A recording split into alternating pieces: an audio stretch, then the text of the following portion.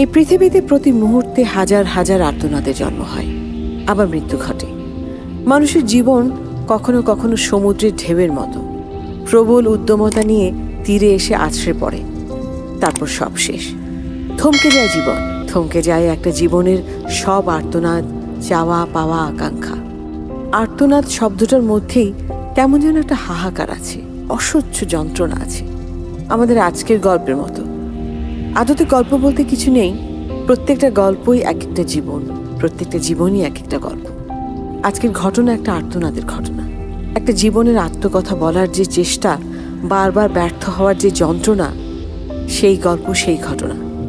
একটা শহরে হাজার হাজার ঘর থাকে, প্রত্যেকটা ঘরই এক একটা ইতিহাস। এসব ঘরের মধ্যে কটার ইতিহাস, কটার খবর মানুষ রাখে।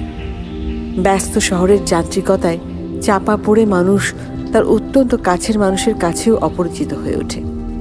আর সেখানে দূরের মানুষরা তো অনেক দূরে। কিন্তু সব কিছুকে চেপে রাখা যায়? সত্যের উচ্চতা আকাশের মতো উঁচু, কোনো কিছু দিয়েই তাকে ঢেকে রাখা যায় না। সত্য একদিন প্রকাশ পাবেই। মানুষ স্বপ্ন দেখে, স্বপ্নের পেছনে ছোটে। সেই স্বপ্নের হাত ধরে মানুষ আপনজনদের ছেড়ে, সবকিছু ছেড়ে নতুন জায়গায়, নতুন মানুষদের সাথে, নতুন জীবনের সাথে খাপ খাইয়ে নেওয়ার চেষ্টা করে। কিন্তু কখনো কখনো স্বপ্নের হাতে খুন হয়ে যেতে হয় মানুষকে। সেই স্বপ্ন না পূরণের যে আর্তনাদ, সেসব আর্তনাদ আকাশ বাতাস চিরে বেরিয়ে আসতে চায়। কখনো কখনো আমরা তাকে অশুভ শক্তি বলি, আবার কখনো বলি প্রেতাত্মা। হ্যালো পার্থ, কই তুমি? আমি তো ক্যাম্পাসে। ক্যাম্পাসের কোথায়? ওই যে ডাচের এদিকে। তুমি কোথায়? আমি তো আমার ক্যাম্পাসে, টিএসির ওদিকে যাব ভাবছি। আচ্ছা আসো তাহলে, এসে ফোন দিও আমাকে। আচ্ছা। এই পার্থ, এই যে এদিকে। ওখানেই দাঁড়া, আমি আসছি। হ্যাঁ বলো, কি অবস্থা তোমার? আর থাকা। তুমি কি ব্যস্ত? না ব্যস্ততা তেমন নেই, একটু পর একটা ক্লাস আছে, করবো কিনা ভাবছি। আজকের ক্লাসটা বাদ দাও। কেন, কোনো প্ল্যান আছে? লুবা আজকে রান্না করে খাবে, for the first time obviously. কি বললা? লুবা করবে রান্না? সেই রান্না খাওয়া যাবে? তা জানি না, তবে না খাওয়ার সম্ভাবনাই বেশি। আসুক, ওকে বলবো। এই হচ্ছে বেস্ট ফ্রেন্ড তোমরা, না একজন আরেকজনকে পচাচ্ছ। বলো, কোনো লাভ নেই। আমরা বেস্ট ফ্রেন্ড না, বেস্ট ফ্রেন্ডও না, তার চেয়েও বেশি।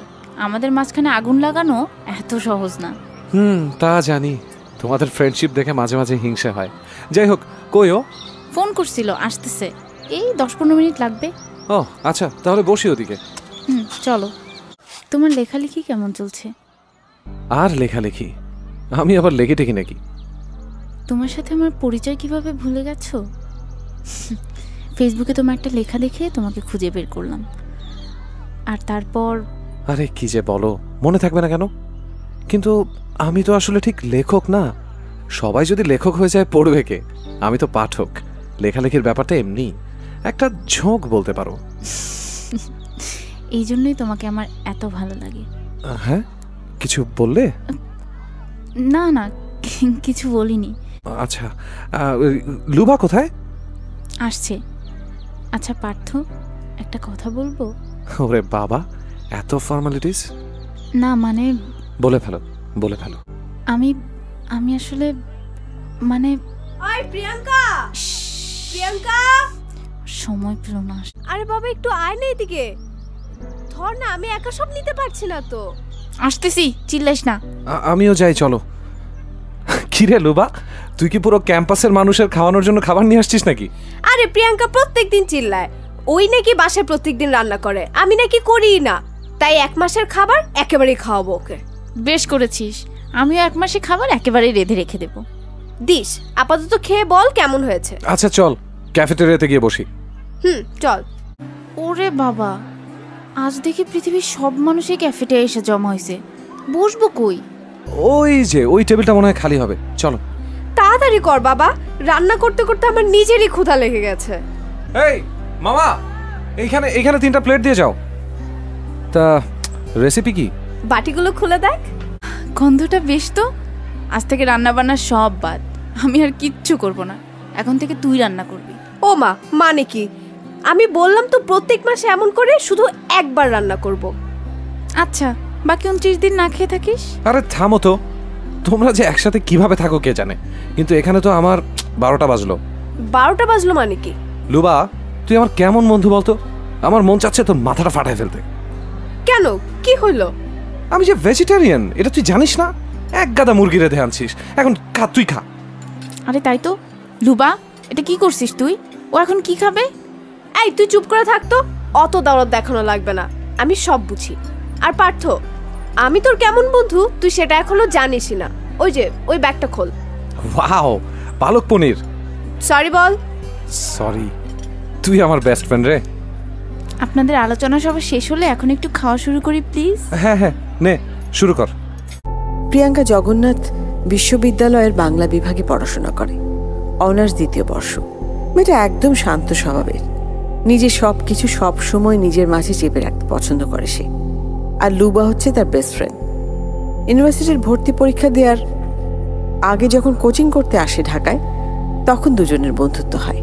সেখান থেকে বন্ধুত্ব ধীরে ধীরে গাঢ় থেকে আরও গাঢ় হতে থাকে। লুবাও জগন্নাথ ইউনিভার্সিটিতে পড়ে, কিন্তু অন্য ডিপার্টমেন্টে।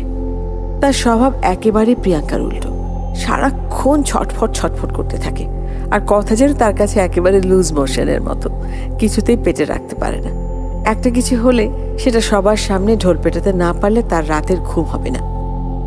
জগন্নাথ ইউনিভার্সিটিতে হল না থাকায় তারা ভার্সিটির পাশেই 2 রুমের একটা ছোট্ট বাসায় একসাথে থাকে। সারাক্ষণ বন্ধুত্বের খুনসুটি আর ভালোবাসায় কেটে যায় তাদের দিন।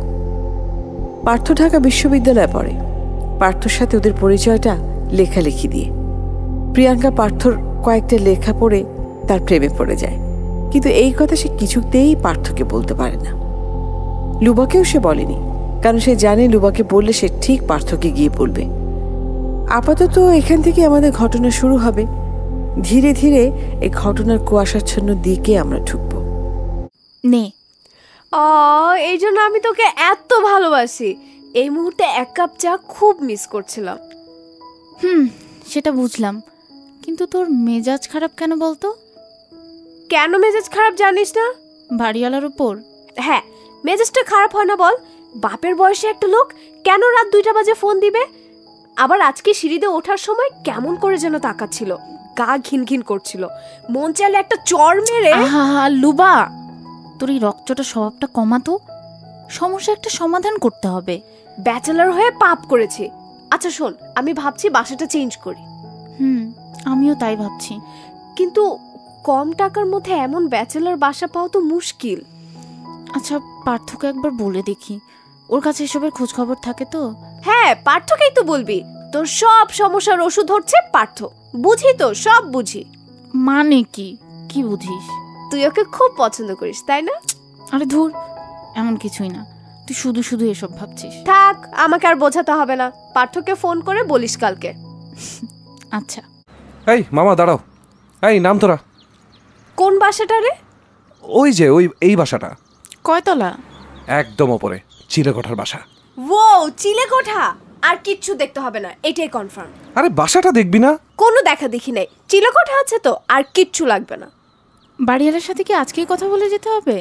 আসলেই যখন কথা বলেই যাও, একবারে সব ফাইনাল করে গেলেই ভালো না? হ্যাঁ হ্যাঁ, চল আজকেই কথা বলবো।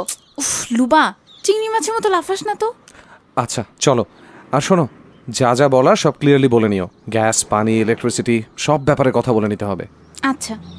আরেকটা কথা ছিল। আবার কি? এই বাসাটায় খুব ঘন ঘন ভাড়াটিয়া চেঞ্জ হয়, কেন তা অবশ্য জানি না। মনে হয় কোনো ঝামেলা আছে, তাই বললাম বাড়িওয়ালার সাথে একটু ভালো করে কথা বলে নিও। আরে হয়েছে তো বাবা, কথা বলে নিব। আর আমরা এত সহজে এখান থেকে যাচ্ছি না।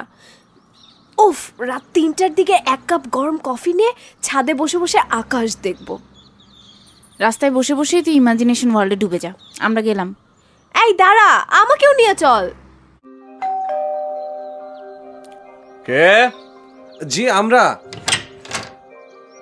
ও তুমি কাল আইছিলে না বাড়ির ব্যাপারে কথা কইতে? জি, এই যে ওরা দুজনই থাকবে আর কি। জি, আসসালামু আলাইকুম। ওয়ালাইকুম। বসো। তো বাসা তো দেহ নাই, আগে দেহ পছন্দ হয় নাকি। না চাচা, দেখা লাগবে না, আমরা উঠবো। লুপা চুপ কর তো।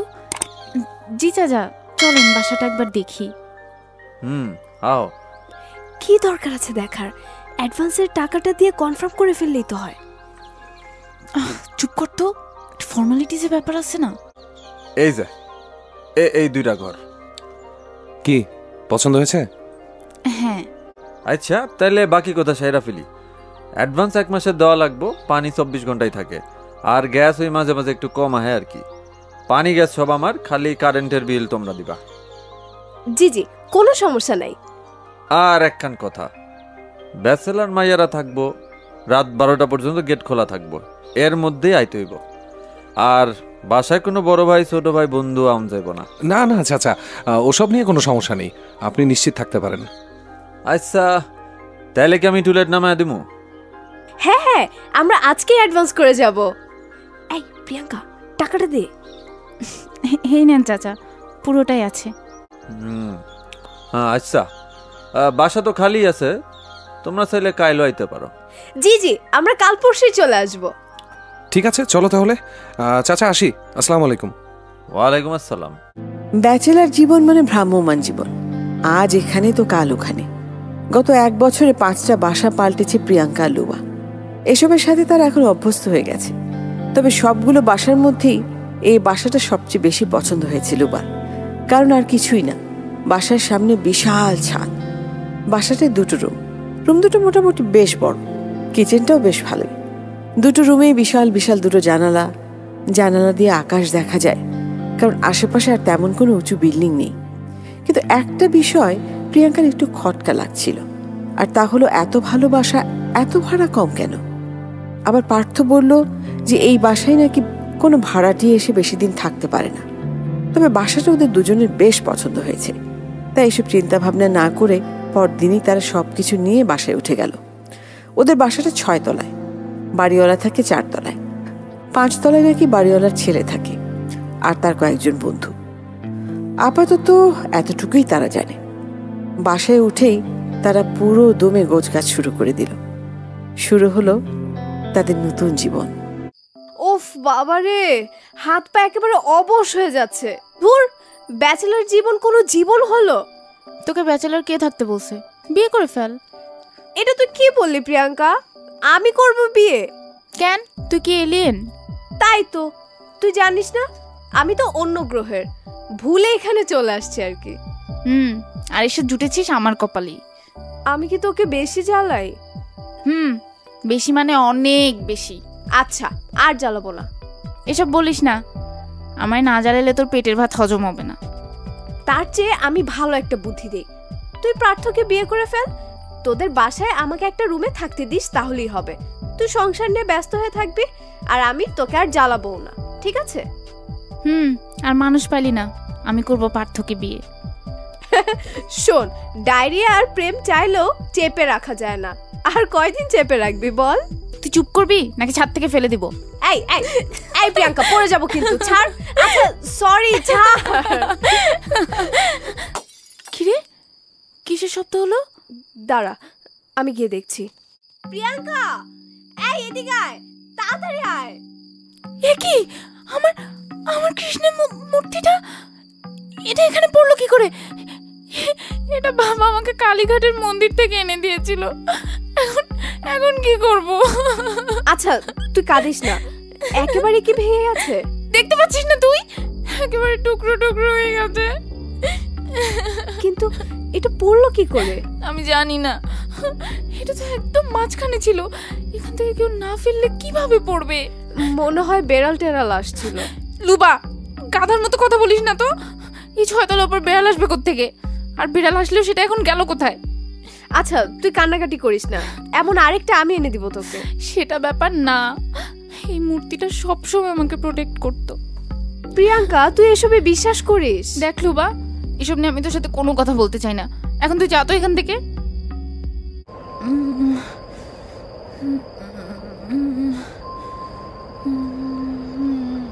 যেখানে আমি থাকি সেখানে কোনো ঈশ্বরের মূর্তি থাকবে না। কে কে তুমি?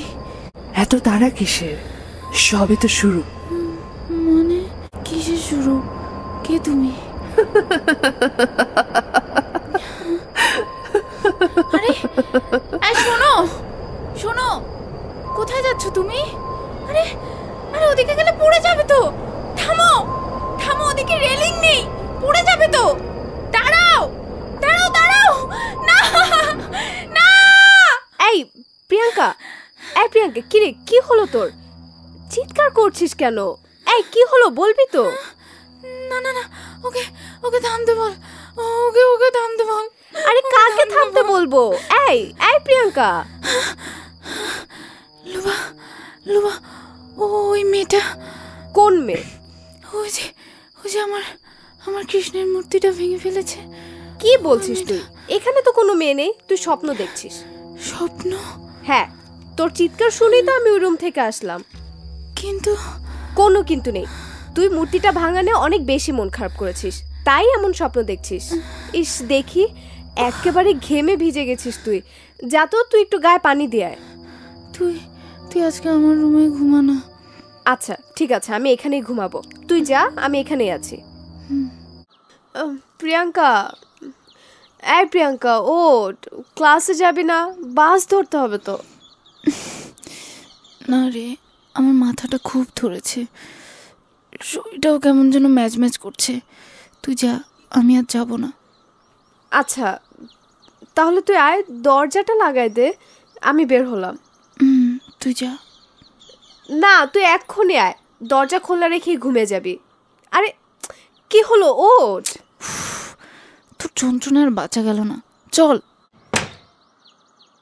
সাবধানে যাস। কে? আরে কে? কি আশ্চর্য, কথা বলছে না কেন? কে? আরে কেউ নেই, দরজায় ঢোকা দিল কে?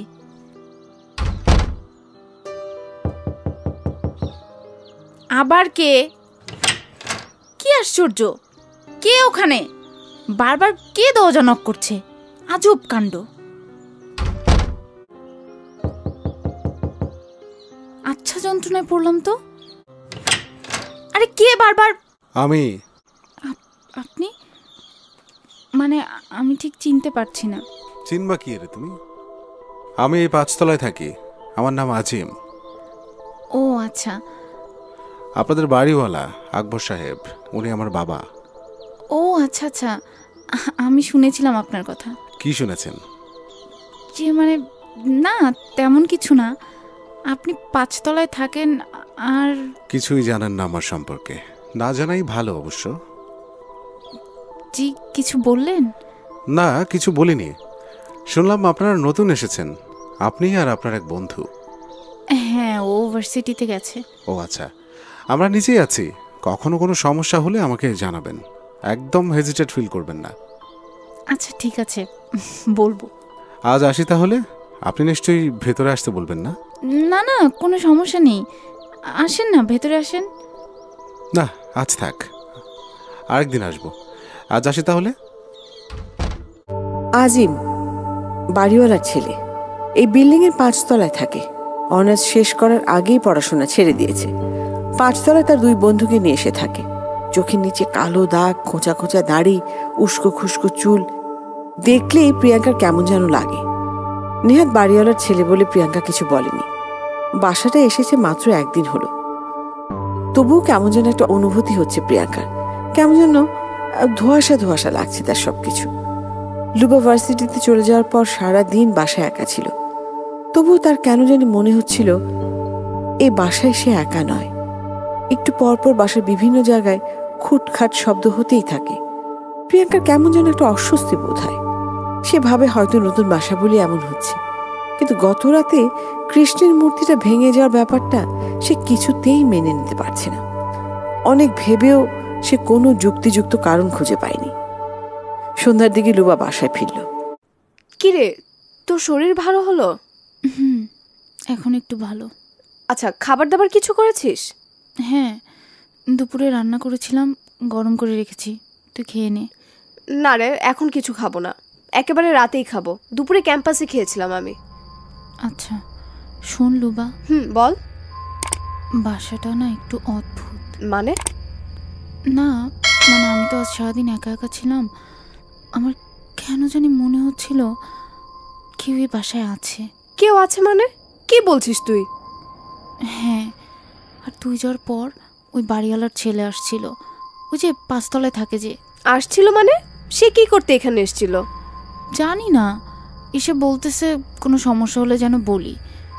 তাকে দেখেও আমার কেমন যেন অদ্ভুত লাগছিল, মানে সব মিলিয়ে আমার কেমন যেন লাগছে। আরে ধুর, নতুন বাসা তো, সব কিছু নতুন, তাই হয়তো এমন লাগছে। আরে আরে ভয় পাস না, ওটা বেড়াল ছিল। এমন এমন কুচকুচে কালো একটা বেড়াল এখানে আসলো কি করে? হুস হুস, যা যা যা। এই যে চলে গেছে, সিঁড়িতে আসছিল মনে হয়।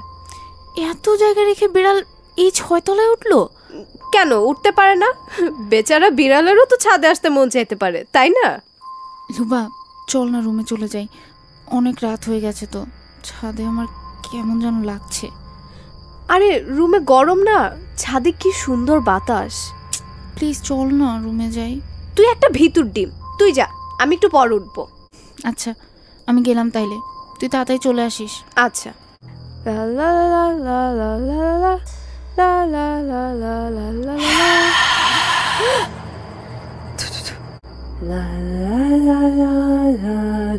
লা লা লা। কে কে? প্রিয়াঙ্কা? কে ওখানে?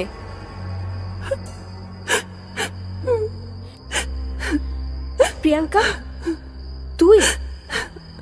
দেখ আমার এরকম ফাজলামো কিন্তু একদম ভাল লাগে না। এই এই প্রিয়াঙ্কা। লুবা কি হলো, কি হলো? আরে কি হয়েছে বলবি তো? তুই এত রাতে ছাদের কোণা কি করছিস? কি হয়েছে? ওই যে ওইখানে। কি ওখানে? কি কি হয়েছে বলবি তো? ওইখানে বসেছিল, আমি ভাবছি তুই, কিন্তু কাছে গিয়ে ডাক দিতে। কি বলছিস তুই? আমি কেন আসবো? আমি তো রুমে বসে মুভি দেখছিলাম। আমি জানি না। আচ্ছা আচ্ছা তুই শান্ত হ, আগে চল রুমে চল, তারপর শুনছি। চল বস এখানে, নে পানিটা খা আগে। এখন বল তো কি হয়েছে? আমি ছাদে বসে গুনগুন করছিলাম, হঠাৎ মনে হলো পেছন থেকে কেউ জোরে জোরে নিঃশ্বাস নিচ্ছে। পেছনে তাকিয়ে দেখি কেউ নেই, আবার গান শোনা শুরু করলাম।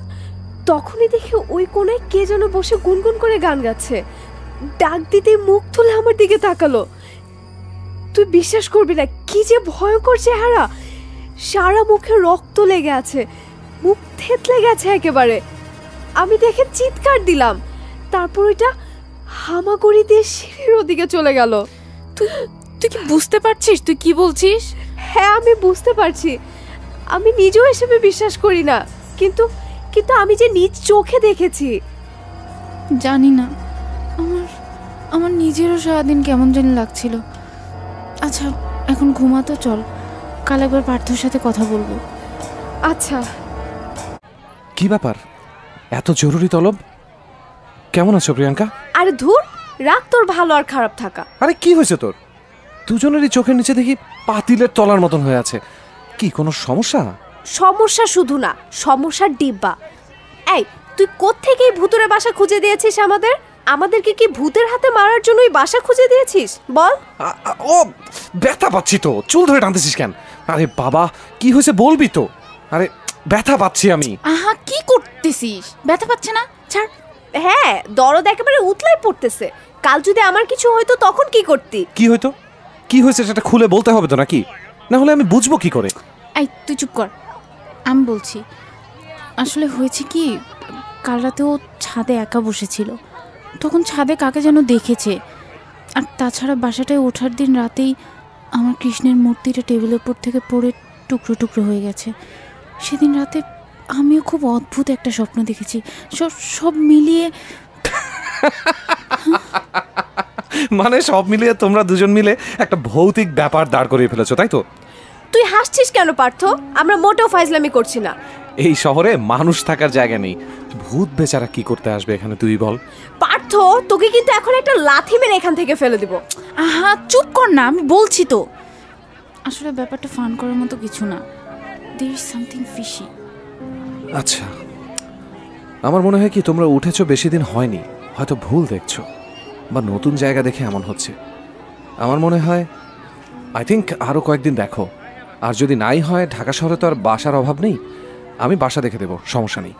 আমি বলি কি, এখনই বাসা দেখে ফেল না, ওই বাসা আর না যাই।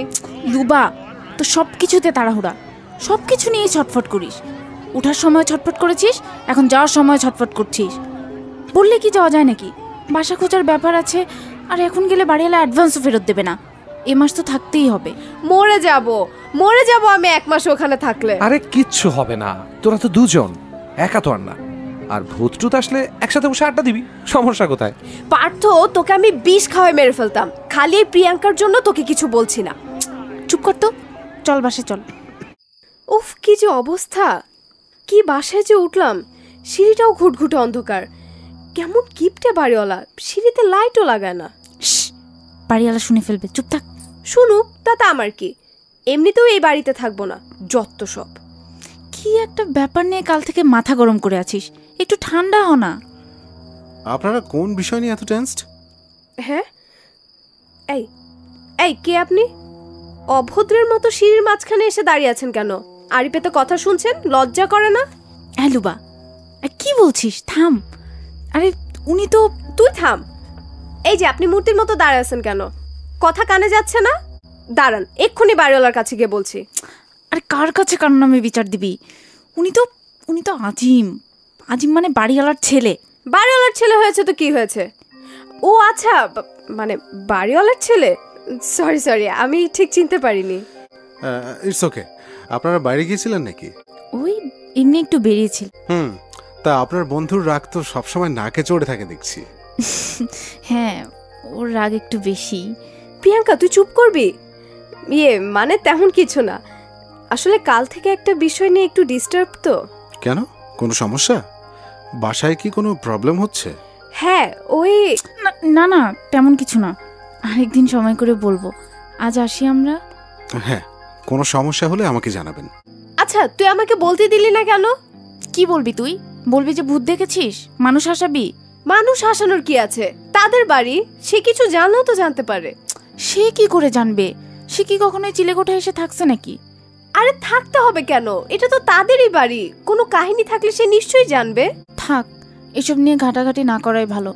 চল রুমে চল, বেশি রাত পর্যন্ত ছাদে না থাকাই ভালো। কত ইচ্ছে ছিল ছাদে বসে বসে ভোর হওয়া দেখবো। আচ্ছা, পার্থকে বলবো এরপর যে বাসাটা দেখবে সেটাও যেন চিলেকোঠা হয়। বলিস, তুই বললে সে নিশ্চয়ই করবে। আবার শুরু করলি তুই। চল ঘুমাইতে চল। কবে যে তোদের প্রেমটা হবে রে? লুবা, তোকে ছাদে একা রেখে কিন্তু আমি রুমে গিয়ে দরজা আটকায় দিব। এই না, খবরদার, এই কাজ করিস না। চল, আমিও আসছি। হ্যালো, কি ঘুমাচ্ছ নাকি? ও পার্থ, হ্যাঁ ঘুমিয়ে গেছিলাম একটু। আমি রেখে দেবো? না রাখবে কেন? 1 মিনিট একটু হোল্ড করো, লুবা ঘুমাচ্ছে তো, আমি ছাদে যাই। আচ্ছা ঠিক আছে।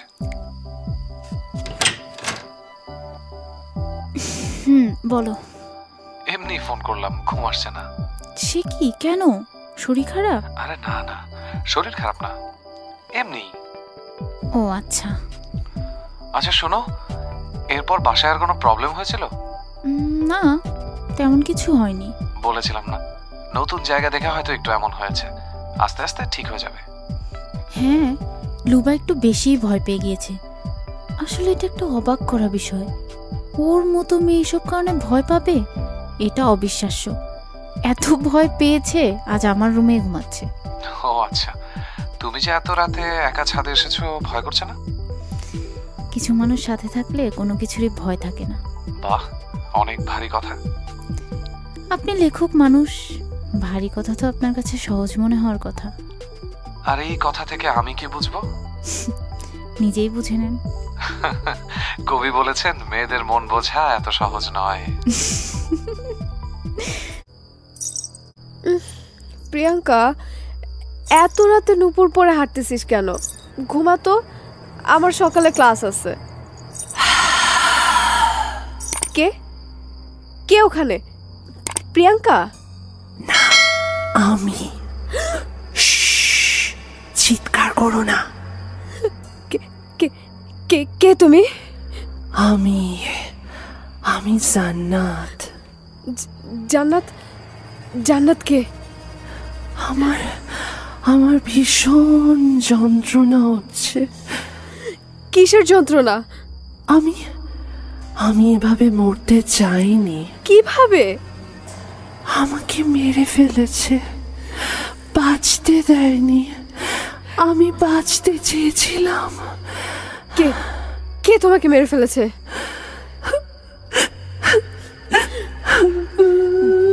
আমাকে বলো বলো বলো।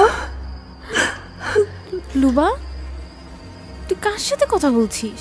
ওই, আরে কোথায় গেল? কে কোথায় গেল? জান্নাত। জান্নাত? কে জান্নাত? ওই মেয়েটা। তোর কথা আমি কিছুই বুঝতে পারছি না। শোন, এই বাসায় একটা হিস্ট্রি আছে, কোনো গভীর একটা রহস্য। সেই রহস্য উন্মুক্ত না করা পর্যন্ত আমি এখান থেকে কোথাও যাব না। কিসের রহস্যের কথা বলছিস তুই? এখানে একটা খুন হয়েছে। খুন? কি বলছিস? হ্যাঁ, এ বাড়িতে আগে যে ভাড়াটিয়া ছিল, আমাদের যেভাবে হোক তাদেরকে খুঁজে বের করতেই হবে। এই পৃথিবী আসলেই রহস্যময়। কত রহস্য আমাদের চারপাশে ঘিরে থাকে, আমরা নিজেরাও জানি না। কখনো কখনো সেসব রহস্য আমরা উন্মুক্তই করতে পারি না, আবার কখনো কখনো সেসব রহস্য আমাদের সামনে এসে দাঁড়ায়। সেই রহস্যের রূপ হতে পারে স্বাভাবিক কিংবা ভয়ঙ্কর। প্রিয়াঙ্কা লুবার জীবন ঘিরে যে রহস্য, সেই রহস্য তাদের সামনে এসেছে জান্নাত নামে একটি মেয়ে, যে বাঁচতে চেয়েছিল কিন্তু তাকে বাঁচতে দেয়া হয়নি। কি হয়েছিল তার সাথে? কেন এত আর্তনাদ তার? কেন মৃত্যুর পরও সে মুক্তি পায়নি পৃথিবীর বেড়াজাল থেকে? সেই রহস্যের হদিশ করতে পরদিন বেরিয়ে পড়ে যায় দুজন। অনেক খুঁজে খুঁজে এই বাড়ির প্রাক্তন কয়েকজন ভাড়াটিয়াকে খুঁজে পেয়েছে তারা, কিন্তু তাতে কোনো কাজ হয়নি। তারা কেউ কিচ্ছু জানে না এই বিষয়। কেবল এতটুকু জানে যে বাসায় কোনো এক অশরীরীর উৎপাত আছে, আর সেটা জানার পরেই তারা বাসা ছেড়ে চলে গিয়েছে। এখন একমাত্র বাড়িওয়ালা আর আজিমই বলতে পারে কি আছে এই রহস্যের পেছনে, কিন্তু ওদেরকে কিভাবে বলবে সেটা তারা ঠিক বুঝে উঠতে পারছে না। সেদিন বাড়িতে ফেরার সময় সিঁড়িতে উঠতে গিয়ে তারা শোনে, আজিম, আজকাল কি নিয়ে ব্যস্ত তুমি? কি নিয়ে ব্যস্ত সেটা তোমার না জানলেও চলবে। আমি তোমার বাপ। সেই ছোট্টকালে তোমার মা মরণের পর থেকে আমি একলাই তোমারে বড় করছি। তোমার ভালো মন্দ সব তো আমি জানবই। কোনো প্রয়োজন নেই, তুমি আমাকে কষ্ট করে বড় না করে মেরে ফেললে বরং ভালো। তোমার সবসময় এইসব কথা কনের মানে আমি বুঝি না। আমি কেন এসব কথা বলি সেটা তুমি খুব ভালো করেই জানো। আমার কাছ থেকে কিছুতেই তুমি লুকাতে পারবে না। একমাত্র আমার বাবা বলে আমি তোমাকে কিছু বলিনি। দেখো, পুরাতন কোনো কথা তোলার দরকার নেই। সেদিন শুনলাম সিঁড়িতে দাঁড়া ওপরের ভাড়াটিয়াকে লগে কথাবার্তা কইতেছ। এইসব কথাবার্তা কওয়া ভালো না, মাইন্ডসে খারাপ কয়। এসব কথা তোমার মুখে মানায় না। আরে আরে আরে খাওয়ান রেখা কই যাইতেছ? আজিম, আজিম শোনো।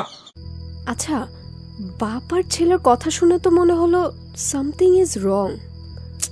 তা তো অবশ্যই, কিন্তু ঘটনাটা আসলে কি তার তো কিছুই বোঝা গেল না। সেটা বোঝা না যাক, অ্যাটলিস্ট একটা হিন্টস তো পেলাম। এখন এভাবেই আগানো যাবে। আচ্ছা শোন, সেদিন রাতে এক্স্যাক্টলি কি হয়েছিল বলতো? মানে মানে এসব তুই জানলি কি করে? সেদিন ও এসেছিল। কে? যে মেয়েটা খুন হয়েছে। কি বলছিস এসব? সে আসবে কি করে? হ্যাঁ, ও আছে, এখানেই আছে, আমাদের আশেপাশেই। দেখ লুবা, সবকিছু নিয়ে ফাজলামো আমার ভাল লাগে না। আমিও সবকিছু নিয়ে ফাজলামো করি না Priyanka, but she is here. যদি সত্যি তাই হয় তাহলে একটা কাজ করলে কেমন হয়? কি কাজ? ও নিশ্চয়ই আমাদেরকে শুনতে পায়, ওকে ডেকে ওর কাছেই শুনলে কেমন হয়? জানি না, আমি বুঝতে পারছি না। একবার চেষ্টা করে দেখা যেতে পারে। হ্যাঁ, কিন্তু কিভাবে কি করব সেটাই তো বুঝতে পারছি না। কি যেন নাম বললি? জান্নাত। আচ্ছা আচ্ছা, ওর নাম ধরে ডাক। তুই শিওর? মানে তুই চিন্তা ভাবনা করে বলছিস তো? এছাড়া তো আর কোনো উপায় দেখছি না। আর আর আমরা তো ওর হেল্প করতে চাচ্ছি। ও নিশ্চয় আমাদের কোনো ক্ষতি করবে না। আচ্ছা জান্নাত, জান্নাত তুমি কি আছো? আমি জানি তুমি আশেপাশেই আছো। লুবা আছে মনে হয়, আবার ডাক। তুই একটু আমার কাছে এসে বস। জান্নাত, আমরা তোমার হেল্প করতে চাই, প্লিজ আমাদের সাথে একটু কথা বলো, আমাদেরকে সবকিছু খুলে বলো।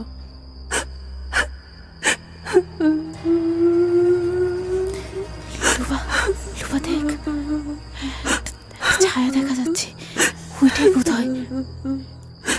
তুমি কি এসেছো? আমাদেরকে বলো কি হয়েছিল তোমার সাথে? তোমার এমন অবস্থার জন্য কে দেয়? আজিম? আজিম তোমার সাথে এমন করেছে? ওর ঘরে একটা ডায়েরি আছে, কালো রঙের, সেটা পড়লে সব জানতে পারবে। জান্নাত, জান্নাত তুমি কি চলে গেছো? জান্নাত চলে গেছে মনে হয়। আমি আগেই বলেছিলাম, ওই আজিম ছেলেটাকে দেখে আমার কেমন যেন সন্দেহ লেগেছিল। দেখেছিস, আমার ধারণাই ঠিক হলো। এখন কি করব? একটা ব্যবস্থা করতেই হবে।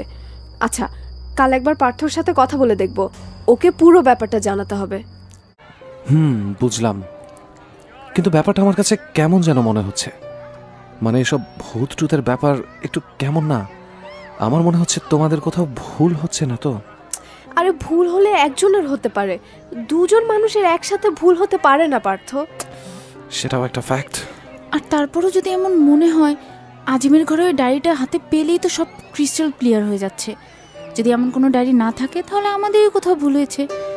আর যদি থাকে... আচ্ছা, যদি থাকে তাহলে এখন কি করতে চাও? মানে আজিমের ঘর থেকে সেই ডায়েরি হাতে পাওয়ার উপায়টা কি?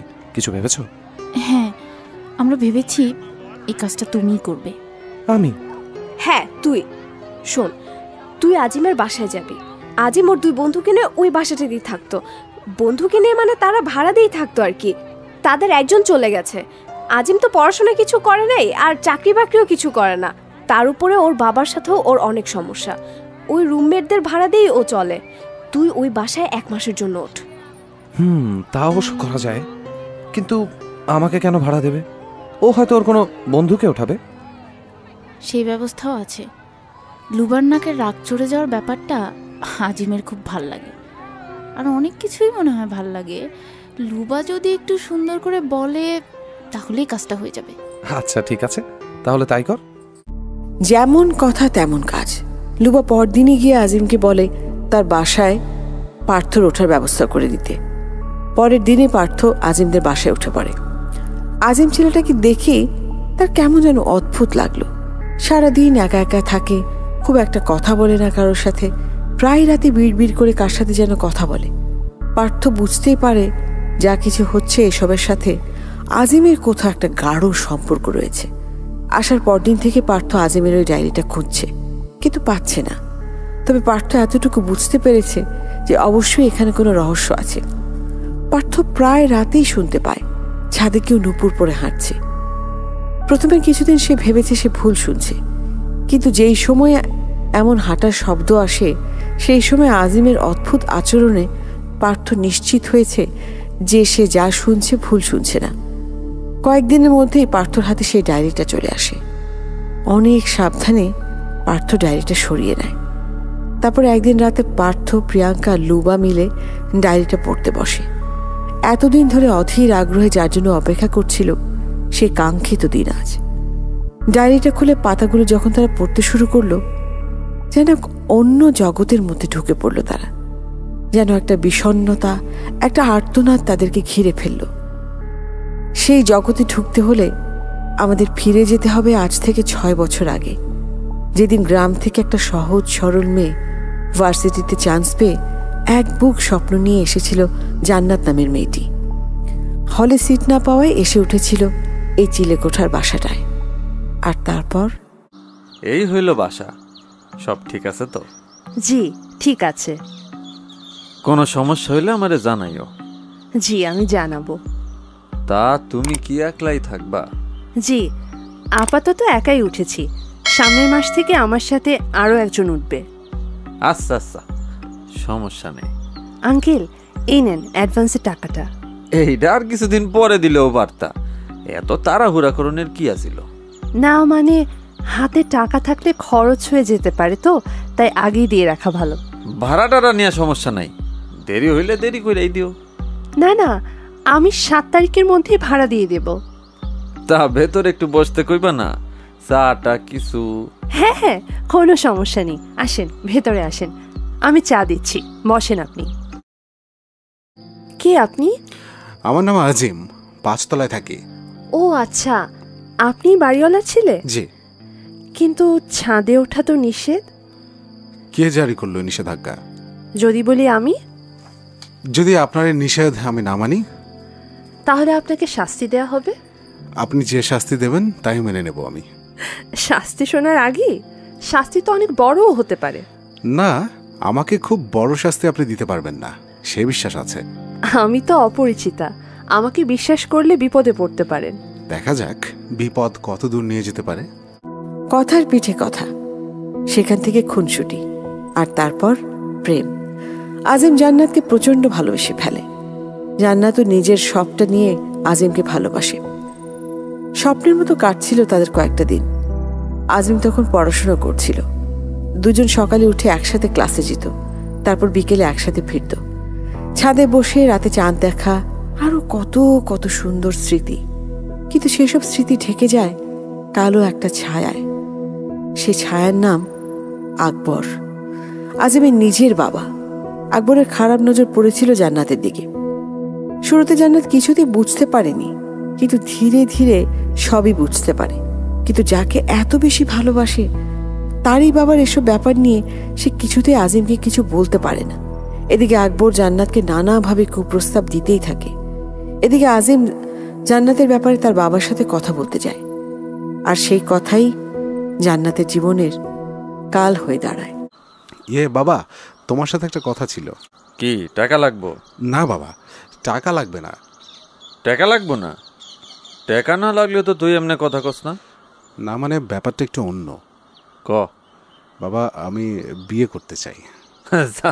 যাক, এতদিনে তোর মতি ফিরছে। তা আমি তো বহুত আগে থেকে বিয়ার কথা কইতেছি। তা মাইয়াটা দেখুম নাকি নিজেই সব ফাইনাল করছস? জি না মানে আমি একটা মেয়েকে পছন্দ। ভালো কথা। তা কার মাইয়া? এলাকার কেউ? রূপা নাকি? রূপা? রূপা আবার কে? ওই যে পাশের বাড়ির, পেরায় দেহি বাড়ির ছাদের দিকে উকি ঝুঁকি মারে। মাইয়াটা ভালোই, আমার কোনো আপত্তি নেই। আরে বাবা না, কোনো রূপা টুপাকে আমি চিনি না। তাইলে কেরা? আমাদের উপরের তলায় যে থাকে, মানে জান্নাত। কি জান্নাত? না না, খবরদার, এই মাইয়ার চরিত্র ভালো না। অনেক রাত কইরা বাড়ি ফেরে, আরও নানা সমস্যা। এই মাইয়া আমার বাড়ির বউ হইতে পারে না। এসব তুমি কি বলছো বাবা? এমন কিছুই না, তুমি ভুল ভাবছো। ও এমন মেয়েই না। আর ও তো প্রতিদিন আমার সাথেই বাড়ি ফেরে। তুমি হয়তো অন্য কাউকে দেখেছো। আমি এই ব্যাপারে কোনো কথা কইতে চাই না, শুনতেও চাই না। এই মাইয়ার সাথে আর কোনো রকম মেলামেশা করতে যেন আমি না দেখি। আমি জান্নাতকে ভালোবাসি, আর আমি ওকেই বিয়ে করব বাবা। আজিম, আয় আজিম শোন, ওই মাইয়ারে আমি কোনোদিন মাইনা নিমু না। হ্যালো। হ্যাঁ বলো। এত করে ফোন দিচ্ছি, ফোন ধরতেছো না কেন? ফোনের কাছে ছিলাম না, বলো। আমি আজ বাবাকে সব বলে দিয়েছি। মানে কি? কি বলেছো তুমি? বলেছি আমি তোমাকে ভালোবাসি, তোমাকেই বিয়ে করব। কি বলেছে তোমার বাবা? বাবা যাই বলুক জান্নাত, আমি তো তোমাকে ভালোবাসি। তোমাকে ছেড়ে থাকা আমার পক্ষে সম্ভব না। তোমার বাবা যে কখনোই আমাকে মেনে নেবে না সেটা আমি আগেই বলেছিলাম, তারপরেও তুমি কেন তাকে বলতে গেলে? কি উল্টাপাল্টা কথা বলছো তুমি? একদিন তো বলতেই হতো। আর বাবা এখন না করছে, একসময় বাবা মেনে নেবে। বাবা আমাকে অনেক ভালোবাসে। মা চলে যাওয়ার পর বাবা একা আমাকে মানুষ করেছে। আমার উপর রাগ করে বেশি দিন থাকতে পারবে না সে। আচ্ছা, তুমি তোমার বাবাকে খুব ভালোবাসো তাই না? হ্যাঁ, তা বাসি। আজিম, তোমাকে আমার কিছু কথা বলার আছে। অনেক দিন ধরে বলবো ভাবছিলাম, কিন্তু কিভাবে বলবো বুঝতে পারছিলাম না।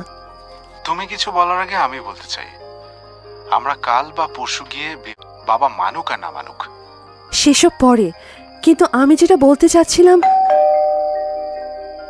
আচ্ছা, আমি তোমাকে একটু পরে ফোন দিচ্ছি। আরে আঙ্কেল, আপনি এত রাতে? তোমার সাথে একটু কথা আছে। জি বলেন। আমি তোমারে অনেক সময় অনেকভাবে অনেক কিছুই কইছি, তুমিও যে বুঝো নাই তা না, তুমি বুঝছো, তয় আমারে পাত্তা দাও নাই। জি, আপনি এসব কি বলছেন? আমি তো আমারে না করে দিছো সেটা ঠিক আছে, তয় আমার পোলাটার পিছনে লাগছো কেন? আপনি আমার বাবার বয়সী, আমাকে আপনার এসব কথা বলা ঠিক হয়নি। আর আজিমকে আমি যতটা ভালোবাসি তার চেয়েও বেশি ভালোবাসে আজিম আমাকে। আমি আজও আজিমকে কিচ্ছু বলিনি আপনার ব্যাপারে, কিন্তু আপনি যদি আর কোনোদিন আমাকে এসব ব্যাপারে কিছু বলেন, আমি আজিমকে বলতে বাধ্য হব। কি কইলি? কি কইলি তুই? আমার আর আমার পোলার মাঝখানে আগুন লাগাইতে চাস? আইসকা তোরে ভালো কইরা বুঝামো কয়টা ধানের কয়টা চাইল হয়।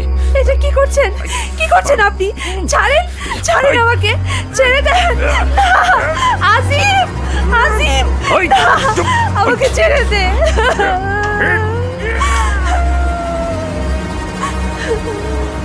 যদি কারোর সামনে মুখ খোলস তাইলে তোরে এইখানেই পইতা রাখুম, কেউ টেরও পাইব না। কাইল আলো ফোটার আগে এইখান থেকে চইলা যাবি। আজিম, আমি চলে যাচ্ছি তোমাকে ছেড়ে অনেক অনেক দূর। আমার সাথে যা হয়ে গেছে, এরপর তোমার সামনে গিয়ে আমি দাঁড়াতে পারবো না।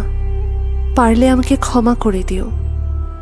যদি কখনো জানতে ইচ্ছে করে কেন আমি তোমাকে ছেড়ে চলে গেলাম, তাহলে আমার ড্রয়ারে রাখা এই ডায়েরিটা পড়ে নিও, সব বুঝতে পারবে। ভালো থেকো।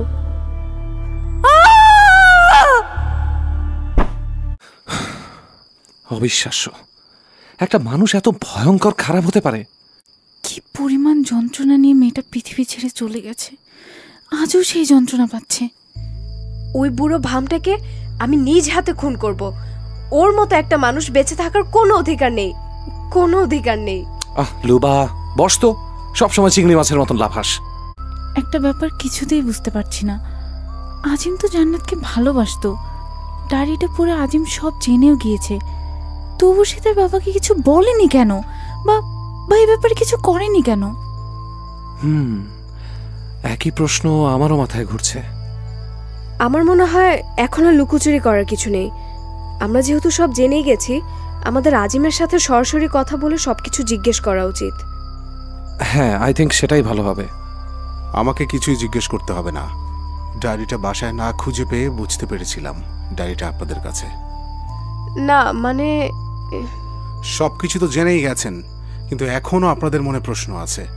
জান্নাতকে এত ভালোবেসেও কেন আমি সেদিন কিছু করিনি, বা আজ পর্যন্ত কিছু কেন করিনি? হ্যাঁ, আপনি তো আপনার বাবাকে সেদিন জান্নাতের লাশটা জড়িয়ে ধরে আমি পাগলের মতো কেঁদেছিলাম। ঠিক তখন বাবা আসলো। সে আমার পায়ে জড়িয়ে ধরে কান্নাকাটি করতে শুরু করলো। সে আমাকে আমার মায়ের কসম দিয়েছিল আমি যেন কাউকে কিছু না বলি। তবু আমি মানতে চাইনি। শেষ পর্যন্ত সে দিয়াকে খুন করার হুমকি দেয়। দিয়া আমার ছোট বোন, এখন আর সে এখানে থাকে না। এসব ঘটনার পর ওকে আমি দেশের বাইরে পাঠিয়ে দিয়েছি। কিন্তু সেদিন রাতে বাবা আমাকে বলে আমি যদি মুখ খুলি তাহলে সে দিয়াকেও খুন করে ফেলবে। সেদিন এত অসহায় লেগেছিল নিজেকে, কিছুই করার ছিল না আমার। সে বলল যে যাওয়ার সে তো গেছে, এখন আমি যদি মুখ খুলি তাহলে তার ফাঁসি হয়ে যেতে পারে। সেই জন্য আপনি কিছুই করলেন না? করেছি তো। আমি নিজ হাতে আমার জান্নাতকে গুম করে ফেলেছি। ওকে কবর পর্যন্ত দিতে পারিনি। আমি, বাবা আর বাড়ির দারোয়ান মিলে এই যে এই পানির ট্যাঙ্কিটার ভিতর ওর লাশটা। মানে মানে এখনো জান্নাতের লাশ? হ্যাঁ, জান্নাত এখানেই আছে এখনো। আর তাই জান্নাত আজও এই জায়গা ছেড়ে যায়নি, কারণ ওর জানাজা কবর কিছুই হয়নি। আজিম, জান্নাত আজও প্রচুর কষ্ট পায়, যন্ত্রণা পায়। আপনি কিভাবে তাকে এত যন্ত্রণা দিতে পারেন? আমি অনেকবার ভেবেছি জান্নাতের লাশটা বের করব, কিন্তু এখন যদি বের করি তাহলে সবাই সবকিছু জেনে যাবে। আপনি একটা কাওয়ার্ড। লজ্জা করে না আপনার?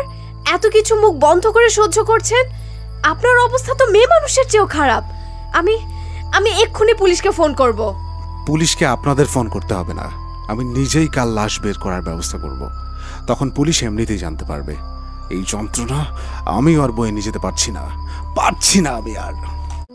আসিম, আসিম, জান্নাত, আমি কাল তোমার মুক্তি জান্নাত, কাল তুমি মুক্তি পেয়ে যাবে। ওরা ঠিকই বলেছে, আমি ভীতু, আমার বেঁচে থাকার কোনো অধিকার নেই, আমার শাস্তি হওয়া উচিত। শাস্তি তো আমি তোমাকে দিতে চাই না আজিম, কোনোদিনও চাইনি। আমার মুক্তি তখনই হবে যখন আমি নিজের হাতে ওই আকবরকে খুন করতে পারবো। ওর রক্তের গন্ধ নেয়ার জন্য আমি এতগুলো বছর ধরে অপেক্ষা করছি। ঠিক আছে, তুমি যাও, তোমার প্রতিশোধ তুমি নাও, কিন্তু আমার একটাই প্রশ্ন, তুমি এতদিন কেন প্রতিশোধ নাওনি? ভালোবাসা, ভালোবাসা আমার আর আমার প্রতিশোধের মাঝখানে বাধা হয়ে দাঁড়িয়েছিল। আমি আজকের দিনটার জন্য অপেক্ষা করছিলাম, যেদিন তুমি নিজে আমাকে বলবে আমি আজও তোমাকে ভালোবাসি আজিম, খুব ভালোবাসি। আমি যাই, আর কোনোদিন আমার গন্ধ তুমি পাবে না, আমাকে তোমার আশপাশে আর অনুভব করতে পারবে না। কিন্তু আমি যেখানেই থাকি সবসময় আমি তোমার ভেতরে কোথাও না কোথাও বেঁচে থাকবো। ভালো থেকো জান্নাত। পরের দিন ছাদ থেকে পড়ে থেতলে যাওয়া আকবরের লাশ পাওয়া গেল। পুলিশ এসে জান্নাতের লাশ উদ্ধার করলো। পুরো ব্যাপারটা আকবরের ঘাড়ের উপর চাপিয়ে দিল পার্থ, প্রিয়াঙ্কা আর লুবা। আজিমের কোনো শাস্তি হলো না। এরপরও চিলেকোঠায় আর কোনো নূপুর কিংবা আর্তনাদের শব্দ শোনা গেল না। কিন্তু প্রিয়াঙ্কার যে মূর্তিটা ভেঙে গিয়েছিল, একদিন হঠাৎ সকালে উঠে প্রিয়াঙ্কা দেখে সেটা ঠিক আগের মতোই আছে। এটাই হয়তো জান্নাতের পক্ষ থেকে প্রিয়াঙ্কা, লুবা আর পার্থর জন্য দেয়া ধন্যবাদ ছিল।